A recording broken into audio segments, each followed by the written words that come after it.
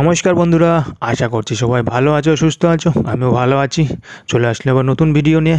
তো দেখতে থাকো পুরো ভিডিওটা। এটা তখন বাড়িতে আসার আগের দিনের রাতের ভিডিও। তোমাকে ডাক্তারের কাছে যাচ্ছিলাম, তখন রেডি হয়ে নিলাম, দেখতে পাচ্ছ। এখন ডাক্তারের কাছে যাওয়ার জন্য বেরিয়ে পড়লাম। বেরিয়ে তারপরে হাসপাতালে পৌঁছে গেলাম। হাসপাতালে গিয়ে বসে আছি, কারণ ডাক্তার দেখছে। লাইন ছিল আমার আগে আরও 7-8 জন ছিল, তার জন্য বসেছিলাম ওখানে হাসপাতালে। ওয়েট করছিলাম যে কখন লাইন আসবে।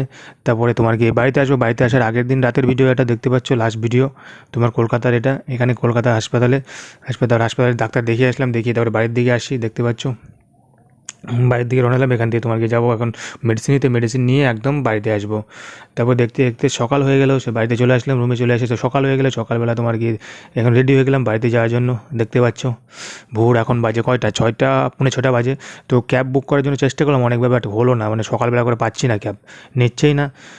তার জন্য তোমার কি টেস্কি নিয়ে আসলো বাবা। গিয়ে ওখানে গিয়ে নিচে টেস্কি ছিল, মার্কেটটা ওখানে টেস্কি ছিল, বাস স্ট্যান্ডে ওখান থেকে টেস্কি নিয়ে এসে তো আসলো। তাও টেস্কিতে করে যাচ্ছি এখন, দেখতে পাচ্ছ।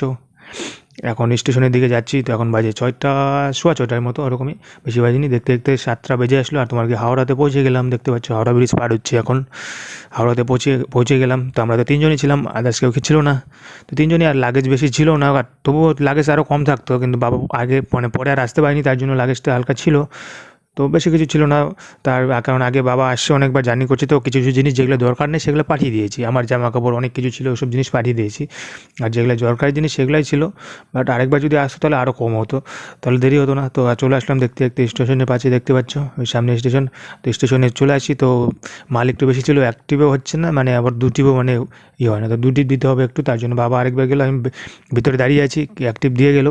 কারণ বস্তা মস্তা আছে, তো হাঁড়ি কড়াই সব কিছুই আছে, তার জন্য বেশি না, তো এমনি কিছু না, জামা কাপড় তো বেশি নেই। তারপর দেখতে দেখতে চলে আসলাম ট্রেনের মধ্যে। তো আমি আর মা ছিলাম এসি 2-এ, আর বাবা ছিল স্লিপার। তো স্লিপারে S1-এ ছিল, তো পাশাপাশি ছিল, এক বগি কম বেশি ছিল, তো প্রবলেম হয়নি। কারণ স্লিপারের টিকিট তোমার গিয়ে কম ছিল, আর তোমার এসির টিকিট অনেকটাই বেশি। তো বাবা বললো আমি স্লিপারে গেলেই হবে। ঠিক আছে। তাই আমি আর মা তো তোমার এসির জন্য টিকিট কেটেছিলাম, এসি 2 এসিতে। তো এসিতে পুরো ফাঁকা ছিল, উপরে কামরা পুরো ফাঁকা, দেখতে পাচ্ছ। পুরো সিট, তারপরে এই সাইডে সিট, দু সাইডে সিট ফাঁকা, তোমার সাইড লোয়ারও সিট ফাঁকা, পুরো ফাঁকাই ছিল 2 এসিতে। আর 2 এসি আর 3rd এসি একসাথে মিক্সার, তোমার এই হাওড়া এক্সপ্রেসে। বাট শিয়ালদা এক্সপ্রেসে সেটা থাকে না। বাট তাই জন্য অতটা ভালো রকম পরিষ্কার, রুম পরিষ্কার, কিন্তু তোমাকে বাথরুমটাও সেরকম পরিষ্কার ছিল না। তো অনেক টাইম সারাদিন কী করবো, তাহলে শুয়ে পড়লাম।